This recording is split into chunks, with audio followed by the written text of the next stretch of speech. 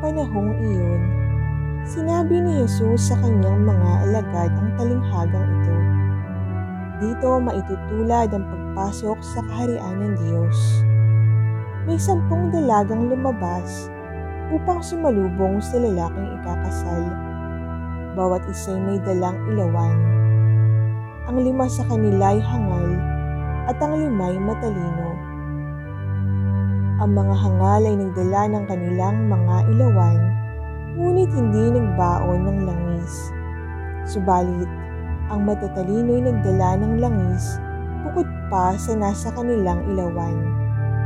Nabalang ng dating ang lalaking ikakasal, kaya't inantok silang lahat at nakatulog. Ngunit, nang hating gabi na'y may sumigaw. Narito na ang lalaking ikakasal, salubungin ninyo. Agad na nagbangon ng 10 dalaga at inayos ang kanilang ilawan. Sinabi ng mga hangal sa matatalino, "Bigyan naman ninyo kami ng kaunting langis, aandap-andap na ang aming mga ilawan." Baka hindi magkasya ito sa ating lahat, tugon ng matatalino. Mabuti pa'y pumunta muna kayo sa nagtitinda at bumili ng para sa inyo. Kaya't lumakad ang 5 hangal na dalaga. Samantalang bumibili sila, dumating ang lalaking ikakasal. Ang 5 nakahanda ay nakasama niyang pumasok sa kasalan at ipiniid ang pinto. Pagkatapos dumating naman ang 5 hangal na dalaga. "Panginoon, papasukin po ninyo kami," sigaw nila. Ngunit tumingon siya. "Sinasabi ko sa inyo, hindi ko kayo nakikilala. Kaya magbantay kayo sapagkat hindi ninyo alam ang araw ni o ang oras."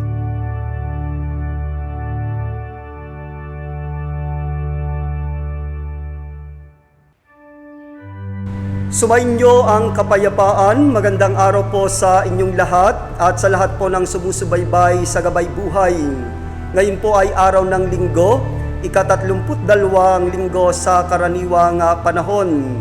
At sa kalendaryo po ng simbahan, ito po yung ikatlong huling linggo bago po natin simulan ang panibagong taon sa kalendaryo ng simbahan. Sapagkat sa darating pong November 22, ang huling linggo sa karaniwang panahon. Simula ngayon ay dahan-dahan po tayong inihahanda ng simbahan sa nalalapit na katapusan ng kalendaryo ng simbahan at bahagya na rin po tayong inihahanda sa pagpasok sa panibagong taon, ang taon ng Adbyento. Ang atin pong ebanghelyo sa araw na ito ay hahanguin natin sa ebanghelyo ni San Mateo, kabanata 25, mga talata 1 hanggang 13, ang talinhaga tungkol sa 10 dalaga. Sa mga Hudyo, ang kasal ay isa po sa pinaka-importanteng kaganapan sa buhay ng isang tao. At dahil po dito, may kultura ang mga Hudyo na kinakailangang hintayin ng mga dalaga o abay ang ikakasal na lalaki sa kanyang pagdating sa bahay ng babae. Ito po'y ginagawa nila bilang pagtanggap sa lalaking ikakasal. Kaya isa pong kahihiyan sa angkan ng babae kung dumating ang lalaki na wala pong dalaga o abay na sasalubong sa pintuan ng bahay. Kaya't kinakailangang maghintay ang mga dalaga sa lalaking ikakasal sapagkat walang nakakaalam kung anong oras ito darating. Maging handa at maging gising. Keep your eyes open. Ito po ang tema ng atin pong mabuting balita ngayon. Ang katagang maging handa ay hindi lamang po tumutukoy sa mga mata at isipan na maging mulat at gising, kundi ito'y tumutukoy sa ating pananampalataya sa Diyos. Kaya sa ikatlong huling linggo, bago po matapos ang karaniwang panahon, mulit-muling sinisiyasat ng simbahan ang ating kahandaan upang sa ganon maging karapat-dapat tayo sa pagdating ng Mesiyas, ang Kristong tagapagligtas. Sa turo po ng simbahan, may 20 uri ng pagdating ni Jesus. Una, dumating si Jesus sa mundo nung siya po ay isinilang sa Bethlehem. More than 2,000 years ago na po ang nakakalipas. At ang ikalawa ay matapos na si Jesus ay umakyat sa langit, nangako siya na muli siyang magbabalik. Ang pagbabalik niya ay upang hukuman ang lahat ng mga namatay at mga nabubuhay. Ito po yung tinatawag na ikalawang pagdating o sa salitang Griego, parousia.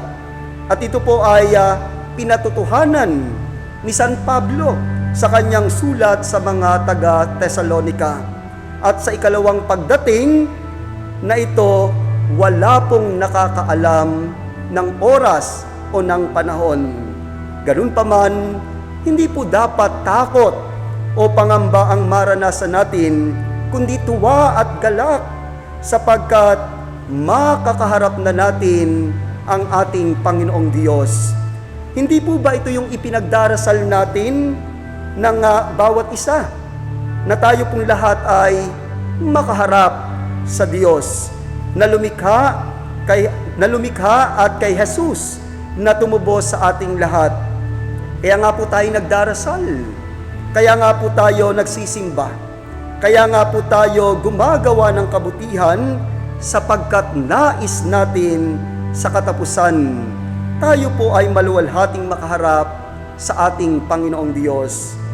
Mga kapatid, napaka makabuluhan ang liwanag ng ilawan na dala-dala ng mga dalagang naghihintay sa lalaking ikakasal, sapagkat ito po ay tumutukoy sa liwanag ng ating pananampalataya.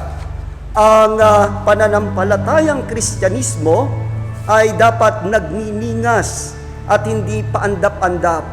Hindi po dapat tayo Katoliko lamang sa pangalan, kundi Katoliko sa isip, sa salita at sa gawa. Ang isang taong pumapatay, ang isang taong nang-aabuso, ang isang taong nagtatanim ng inggit at galit sa kanyang mga puso ay hindi tunay na Katoliko sa gawa. Ang isang Katoliko, unang-una, may pagmamahal at takot sa Diyos. Isang hamon po sa atin bilang mga Kristiyano ang mamuhay ayon sa ninanais at kagustuhan ng Diyos.